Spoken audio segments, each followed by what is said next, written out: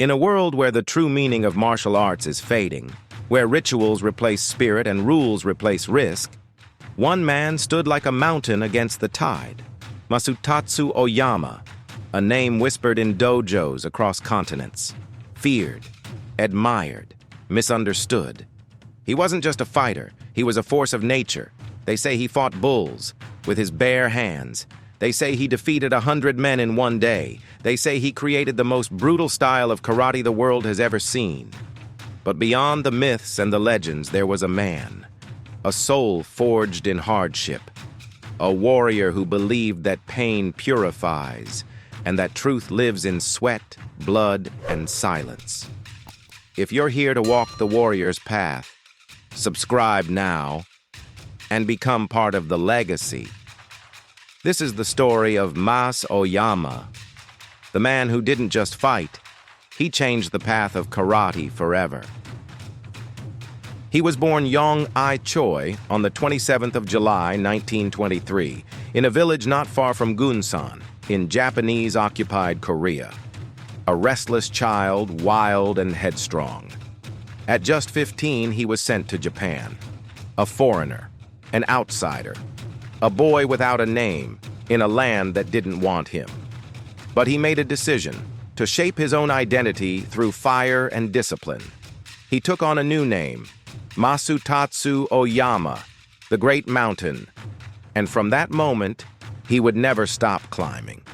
During World War II, Oyama enrolled in the Imperial Japanese Army Flight School and even volunteered to become a kamikaze pilot. But the war ended before he could be deployed. He would later say that, had he flown, he would never have become who he was meant to be.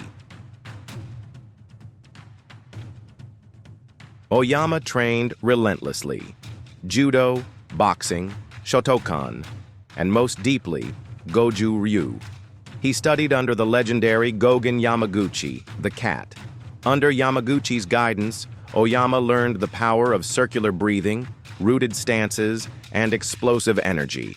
He absorbed the art like a sponge, but his intensity pushed beyond the tradition. Eventually, Oyama began developing his own variations, harder strikes, less formality, more realism. His style was at first called Oyama Ryu, considered a sub-branch of Goju-Ryu, but Oyama had bigger plans.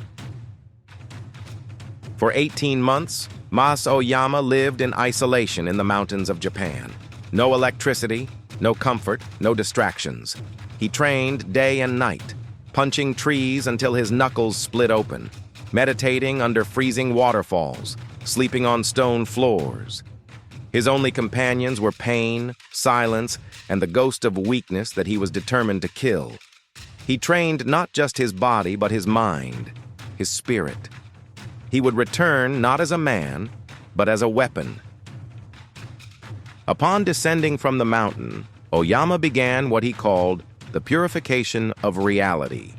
He sought out Japan's strongest martial artists, judo champions, karate masters, professional fighters, and challenged them one by one. He defeated them all. Then came the foreigners, boxers, wrestlers, military men. Oyama tested himself against each and left no doubt. Only then, when man could no longer challenge him, did he turn to the ultimate test, the bulls. He challenged bulls, real bulls. Horns, muscle, rage. He struck with such power that he severed horns from skulls. Some called it cruelty, others called it madness. But for Oyama, it was a test. A battle not of domination, but of will. He wanted to prove that his hands had become more than flesh. They were now his truth. And the world took notice. The myth was born. In 1953, Oyama founded his own style, Kyokushin, the ultimate truth, a style built on real combat, on pain, on integrity. Punches must be full, kicks must land. You fight until one man breaks. Kyokushin wasn't a sport, it was a battlefield. His students trained like warriors, lived like monks, suffered like soldiers. They were beaten, broken, and rebuilt, and they called him master, not because he demanded it, but because he earned it. Then came the test that would define him. 100-man Kumite. 100 full-contact fights, back-to-back, against his own students. No pads, no rest, no retreat. Each fight pushed his muscles closer to collapse. Each round a war of endurance. He didn't just survive, he conquered, and he did it not once, not twice, but 3 times in his life. This was Oyama's gospel. You only find your soul at the edge of death.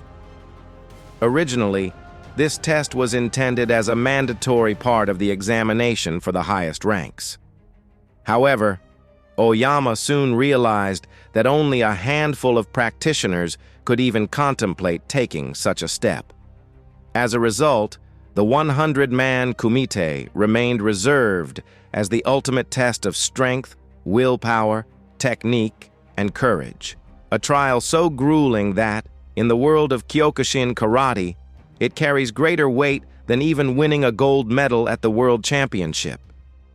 Oyama was more than a warrior. He was a teacher, a pedagogue, a mentor. He believed that true mastery wasn't in the fist, but in the transmission. He taught thousands, not just to fight, but to live.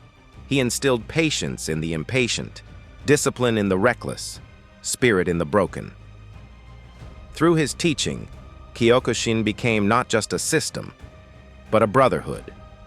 He also established one of the most intense live-in training systems in the world, the Uchideshi program. Young men would leave their homes and live in the dojo under Oyama's direct command for 1,000 days, training 3 times a day, doing chores, and devoting their entire lives to becoming warriors of character. Only a few survived the program. Those who did became legends in their own right. Oyama created more than a style. He created a way of life. The dojo was a crucible, a temple, a forge. To enter it was to die as you were and be reborn in fire. He taught that karate was not for the ring, not for fame, but for discipline, for honor, for death, if needed. He was feared, he was adored, and he was utterly, unapologetically uncompromising. As the decades passed, Kyokushin spread like wildfire. Brazil, Russia, Europe, the Middle East. Oyama became a household name. Books, films, demonstrations. He trained champions, he inspired legends, and still he trained. Even in old age, his eyes burned with the same fire, because he never stopped seeing himself as a student of the truth. In 1994, Masutatsu Oyama passed away, and with his death came chaos. The Kyokushin world splintered. Organizations split, each claiming the right to carry his legacy. But what they didn't understand was this: Oyama wasn't in the organization. He was in the spirit. You can't inherit truth. You can only earn it.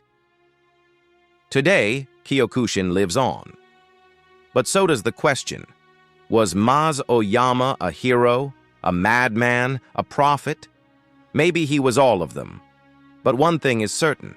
In a world of compromise, he remained absolute. In a world of performance, he demanded pain. In a world of theory, he bled for truth. This was not just the story of a man. It was a reminder that martial arts was never meant to be easy, that power comes from purpose, and that somewhere, deep inside us, the mountain still calls. If you felt that call today, subscribe, comment, share this story. And if you'd like to support our dojo, hit the join button or send a super thanks. Because this is not just a channel. This is a dojo, and the path has only just begun. Welcome to Archangel Dojo, Osu.